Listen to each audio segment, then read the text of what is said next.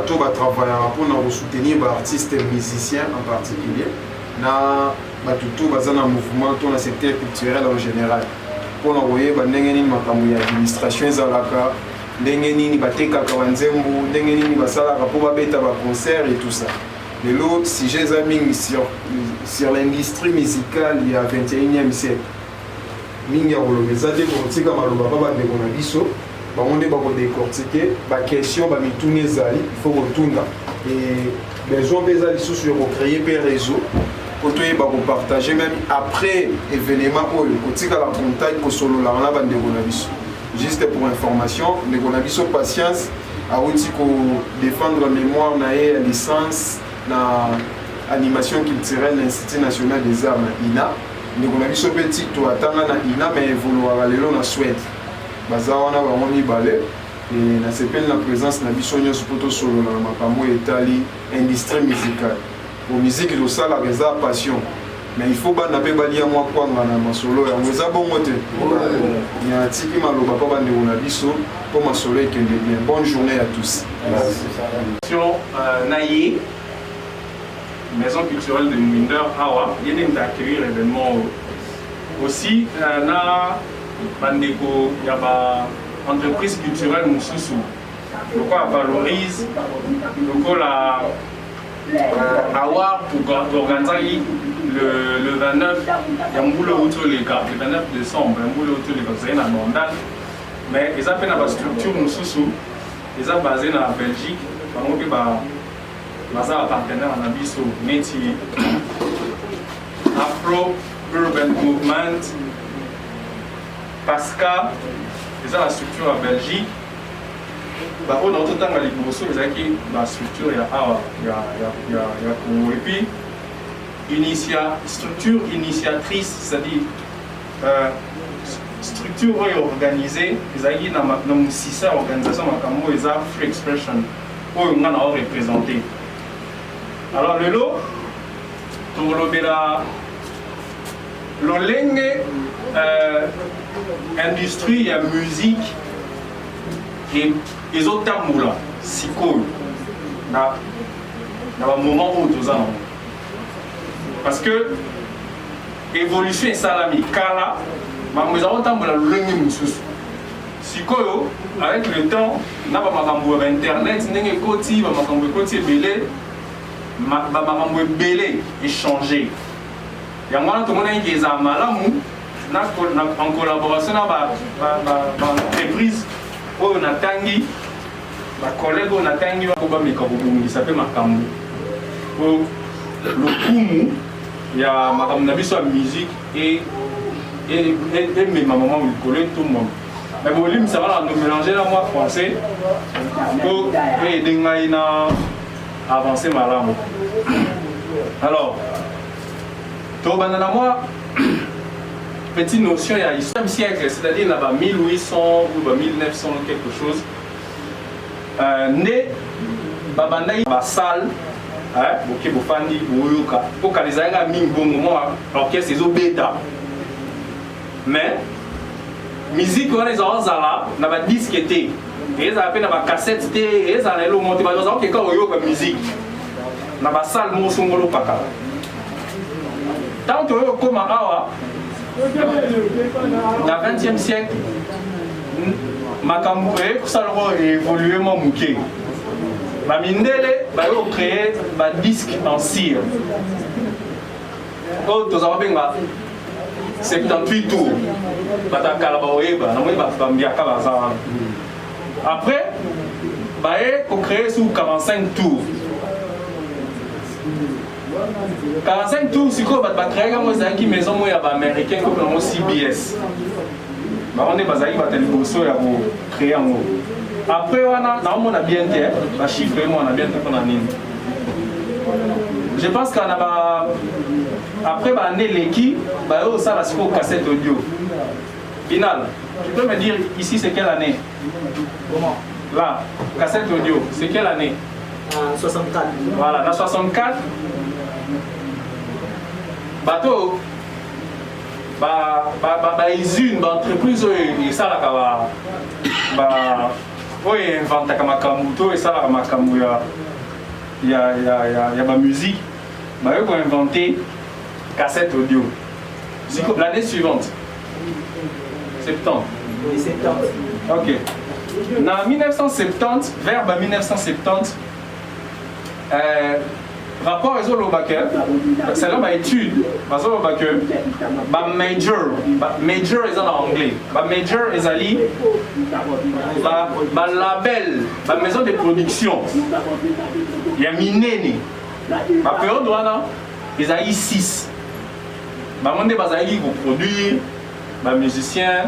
Parce que ça va distribution, il y a œuvre musicale et tout. C'est quoi? C'est quelle année ici? 82. Vers 82. En 82, non, CDT, c'est des anciens. En 82, c'est pas 82, il faut taper bien. Apparition de CD. Après, on est là où ça, c'est quoi CD? Créer CD. Mais c'est quoi biso awa na Congo CD et au kota awa kaka na ebandeli ya bane 90 nde to commence ba CD na ba 94 92 je pense que na ba 94 nde ba CD ko kota awa ba ba ko utiliser mingi ba CD na Congo eza na ba année 2000 na ebandeli ya bane 2000 nde ba CD pende komi na maboko ba nyonso awa mais na poto ebandaka déjà na 82. Alors, dans le début de l'année 2000, CD na poto et puis il faut signaler que CD oyo na Congo, bando ko tsongo liboso, ils ont la prenda, ils ont ba businessman. Bato baza na boîte de nuit na ville. Hein? Boss,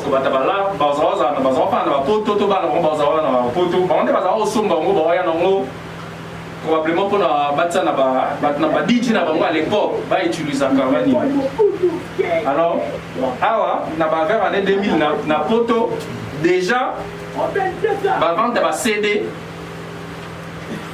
ils ont dit sous en fait, gérant ils ont le droit manager, gérant pour le manager. Gérant, manager, un rapport direct à artiste, ils ont collaboré directement. Ah ouais, tout un agent. Agent à cause de là. Bon. Oh, il y a une différence. Il y a une différence à montrer parce que. Ah ouais. L'autre rôle va faire comme un tourneur. D'ailleurs, ce qui parle là. On peut représenter le manager. Gérant, c'est le producteur. Dans différents points. L'agent peut représenter le manager. Il peut, il peut accompagner le manager ou se retrouver dans différents coins du pays pour faire le travail du manager. Ok. Manager, on a accepté puis pas Jeanne Bosso, ils ont une grosse entreprise pour l'industrie musicale, probablement aux États-Unis, en Angleterre. Donc, si on a un label, c'est déjà quelque chose d'énorme. Donc, ce n'est pas tout le monde. Alors, la maison de disque indépendant, ils ont autour, ils ont la forme, ils ont le droit haut, mais c'est comme Bango, un peu l'échelle moyen mouquée. On va à l'échelle moyen mouquée. Ici, je ne vois pas. Bateau, ta maison de disque, ma maison de disque indépendant, eux, ils pouvaient aussi faire la promotion artiste. On s'appelle. On travaille dans l'éditeur, dans la distribution. On va travailler dans le producteur. C'est quoi? On peut aller à la possibilité directement de distribuer à l'époque. Et puis, si on va la musique en ligne, le lot on va streamer. Mais à l'époque, streaming on sombre en fait. C'est exemple ça quoi. Vous avez besoin d'album, il y a des fichiers, donc les fichiers, ils ont en quantité. Ah, les consommateurs, ils ont public, nous tenons sur notre normal ou à la musique. Tu peux. On met la paiement. Donc, moi, je me représente comme on a patience. Naza agent d'artiste. Arrêtez de vous présenter agent manager. Bon, je ne suis pas manager forcément, je n'ai pas de contrat de manager. Naza agent d'artiste. Actuellement, je travaille avec le jeune James Panou. Certains d'entre nous, ils ont appelé James. Ils ont évité à moi de faire la fête à son en même temps, j'en profite pour faire la promo, c'est un nouveau son. Et à part on a des va présenter un bandeli, on a aussi ça naina. On a aussi sa cycle de licence. Option na sali naina est administration et gestion des entreprises culturelles, sportives et des loisirs. En bref, pour gérer l'entreprise culturelle. La carte d'entreprise culturelle doit avoir un groupe de musique. Groupe, il y a un sport, je ne sais pas comment on appelle, les clubs de sport, hein, tout ce qui a trait à la culture, au sport et aux loisirs. C'est ce que j'ai fait. Et pour passer ça au grade titre académique, et c'est pour ça la recherche scientifique, pour rédiger, recherche nos sali et puis pour défendre en haut devant un jury, pour valider. Après, voilà, au long, la PCO titre et licencié. Merci Koyo. Recherche na salaki parce que tant on a autant en même temps j'étais en train d'accompagner certains artistes dont P. James. Pendant que je l'accompagnais, il y a certaines réalités qu'il faut faire face à peut-être Bino Peboyebi, dans 5 heures pour partager autour de la réalité. Entreprise Songolo et Tindelio, nous trois autres tracés agenda par exemple. On a tel programme lundi, il faut mettre ta place mercredi, il faut ça là, il faut les cas d'émission. Nous trois autres gérer carrière nayo. Nous trois comme lobby dans 5 ans solo il photo comme il à niveau je sais pas, je dis Flamme Kappa par exemple parce qu'il est un peu connu. Hein, Tolongolio. Mais qu'on a un succès makasi poto. Tolongolio na niveau ya succès ya chango to mais mieux na succès na niveau ya succès ya kin. Mutu wana oazo tracer vision ana ne ba benga ka manager. Donc manager en français c'est gestionnaire. Hein, il y a un to bengi gérant p. Donc c'est la personne qui te gère, gérer carrière na. Donc il y a l'artiste au milieu, il y a son gérant et il y a toutes les autres personnes au bazar la carte ya chaîne. Les majeurs, artistes qui ont la chance de rencontrer la carte majeur, le Sony Afrique, et Universal et tout, Warner et tout, le truc il y a chrétien, Monton et tout ça. Artistes qui ont la chance de rencontrer la carte majeur, ils ont facilité pour la majeur, ils ont des moyens pour la promotion, distribution, pour la campagne qui est des mois. Pour tant que ça, il y a eu mon propos poussé, il y a un ça qui est fou la manouki et ça. Donc, il y a des schémas qui sont artistes commis Zembonayo, commis musique. Ok, dans le studio on enregistré, au bandi au salle à balancer, les distributeurs, les physique, les en ligne, les suivi, les caboli, on tient la banane, il y a le téléchargement, on a la boutique pour battre comme CD, et on a la chaîne à télévision pour battre on a la chaîne à la radio, et comme il n'y a pas de biseau à consommateur, on a la bar et tout ça. Stream musical les arts, circuit oyo, musique et la bande création, la routine. Consommation d'abord, la litoya, la public. Donc, il y a moyen de méga mais comment ça fonctionne à Wanakin? La carte de recherche, la carte de 25 personnes, on avait les artistes, on avait les opérateurs culturels. Bon, les artistes sont les opérateurs culturels aussi, mais quand j'ai séparé la recherche, la salle qui artiste d'un côté, et de l'autre côté, il y avait un manager, un producteur, tout le monde se accompagner artistes, donc au total, il y a 25. Et dans le questionnaire, les différentes personnes qui ont une production musicale. Parce que si tu as présenté ce circuit il y a 20e siècle, mais dans le circuit il y a 21e siècle, tant qu'on a combo miso atangaki awa et au limo. Pour les gens qui ont joué Misala Mususu. Voilà. Le rôle Mususu est disparaître. On a quand il y a schéma on a to bengi ngo ba maillon. Pour moi, on a quand la chaîne des pièce par pièce, non? Voilà, qu'on appelle les maillons. Donc dans le 21e siècle, il y aura un peu moins actualisation avec la venue à Internet et tout ça, comme moins facile. Les gens ont mis ça là, et comme la manaka ça va fonctionner, tout le monde va jouer plusieurs rôles. Donc, Binal, on peut aller, je vais revenir sur mon idée. Pendant Enquête Sangaï, j'ai eu beaucoup de révélations. Il y a eu 2 producteurs, il y a eu beaucoup d'artistes et beaucoup de managers et tout. Ils m'ont fait plusieurs révélations. Maintenant, pour ma présentation, il y a 2 fois, c'est ce que j'avais prévu. Il y a moi qui présenté à l'université. Malheureusement, à l'université, on a vu sur le blog à les Canadiens. Il faut ça un discours à papier. Mesdames, mesdemoiselles, messieurs, bonjour et tout. Et on a dit, oh yo, moi j'ai trouvé ça intéressant de pouvoir partager na bateau pour travailler dans le secteur musical. Question de leur montrer ce que moi j'ai eu à l'issue de ma recherche, mais aussi la comparer na oyo bango pe bayebi pour na confirmer que ma cambo on a présenté qui la mémoire dans les acquis bien. Jusque là tout le monde dit que c'était bien. Oui, on va même ajouter un bonus lors de ma défense. Donc on part d'où? On part de l'importance de la musique d'abord dans la ville de Kinshasa. Je peux sauter cette étape parce que là je pose une question rhétorique. Oh, on a tout Nabatou.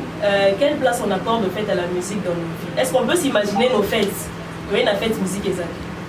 Donc, matanga musique exatée. Nabar musique exatée. Donc, on voit que Nakin, tout à l'heure, on fait la musique. Et même le pasteur Moïse Ndié qui a révélé dans une émission que jamais il va fallider. Ça veut dire qu'on a la musique et c'est qu'on a ce tour. Ça fait que c'est un élément très important dans la vie de Bissou. Parce que ça nous accompagne. Tant aux autres moi, même si on doit retourner dans la culture traditionnelle. Et ça qui m'a créé même les appels à l'époque c'était Mbunda. Donc on a la musique. Deuxième passe. Arafat est mort. Maintenant Bill Clinton a quelque chose de la kitine. Parce que les gens disaient que Arafat s'est inspiré de Kiatala où il y a Clinton pour créer coupé décalé naï. Fleur à coupé décalé naï où il y a rénilé. Il y a combien de renommé au Bill Clinton, combien de ça on coûte ici. Il s'est inspiré d'une domolo en fait. Kiatala où il y a Bill Clinton. À part ça, il y a même le coupé décalé en soi. Tout le monde dit que ça tiré du domolo, d'autres transformés. Mais on est en train de perdre en valeur au fait. Toi qui n'es le moro oyo, à quelle époque le Ndomola fait rage dans ma photo avec quel artiste? Je n'ai pas vraiment une bonne information par rapport à ça. Wenge. Merci. Probablement fait de l'amour. Non, il y a ces éléments-là. C'est même ce qui a fait que Bakome Penza Bakolokin. Même Bakolor c'est même Jibenawera, Zubeton Moulaï a régné parce qu'à l'époque, le Ndomolo vraiment. Au monde a bougé, même nous-mêmes ici, c'était vraiment d'accord. Donc on avait moi Motowana, même la rumba pardon, là vous Natala, l'émission on a été à Balé, on a football mondial. Il est à TV5. Natala par parti Moro.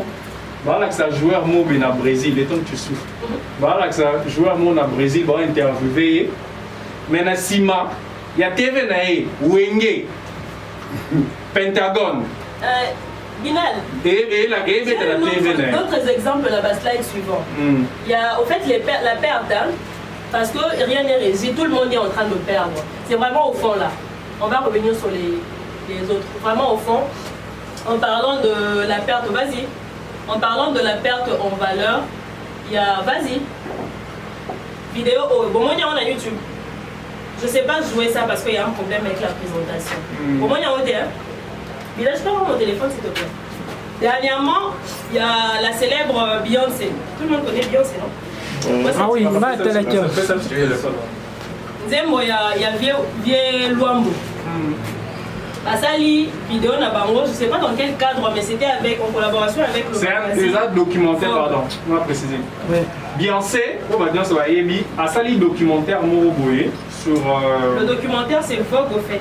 Le documentaire sur Beyoncé. Sur Vogue, on a salé documentaire sur Beyoncé. Ils reviennent au fait. Nous on pense que c'est démodé. Combien de personnes d'ailleurs qui ont suivi un modèle? On va pas battre là. Hein? Encore wa mikolo bajeune nyonso oyo toza awa fali kaka te lwambo mpenza lisusu te. Mais il nous rappelle que vous avez une richesse au fait. Et puis quand je réécoute ce son à travers vidéo Oyo, je sens que non, il y avait de la musique dans le son là. So, Oyo qui m'a dit mon monsieur